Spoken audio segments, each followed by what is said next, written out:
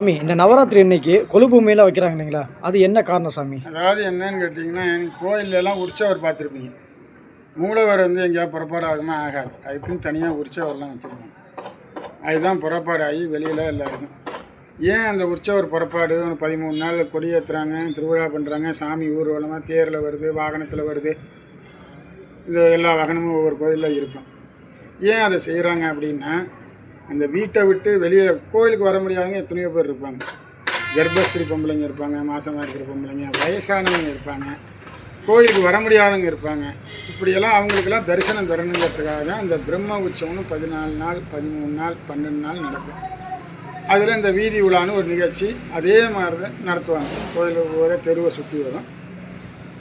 எல்லோரும் தரிசனம் பண்ணிக்கலாம். ஏன்னா கோயிலுக்கு வர முடியாத கூட இருப்பாங்க, ஒரு மாதமாக இருப்பாங்க, அவங்களால நடக்க முடியாது. இதுக்காக தான் இந்த திருவீதி உலான்னு ஒன்று வச்சாங்க, எல்லோரும் தரிசனம் பண்ணணுங்கிறதுக்காக தான். அதே மாதிரி தான் நவராத்திரி.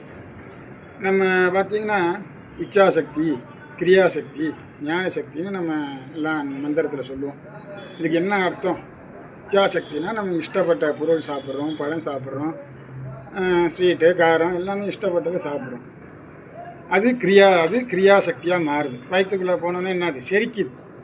அது ஞான சக்தியாக மாறுது, ரத்தமாக மாறுது. அதுதான் இச்சாசக்தியே போற்றி, கிரியாசக்தியே போற்றி, ஞானசக்தியே போற்றின்னு சொல்கிறோம். இந்த இச்சாசக்தி கிரியாசக்தி தான் வீட்டில் நம்ம கொலு பொம்மையாக வச்சுருக்கோம். எப்படி வேணாலும் வரலாம் சுவாமி நம்மகிட்ட, நம்ம வீட்டுக்கு எப்படி வேணாலும் எந்த ரூபத்தில் வேணாலும் வரலாங்கிறதுக்காக தான் ஏதோ ஒரு அலைமகள், மலைமகள், கலைமகள்னு 3 ரூபம். இந்த 3 நாளைக்கு சரஸ்வதி, 3 நாளைக்கு பராசக்தி, 1 நாளைக்கு மகாலட்சுமி தாயார்னு இந்த 3, 3, 6, 9 நாளைக்கு எந்த ரூபத்தில் வேணாலும் அவங்க வரலாம் நம்ம வீட்டுங்கிறது தான் அந்த நவராத்திரிங்கிறது. 9 நாள் நம்ம கொண்டாடுறோம்.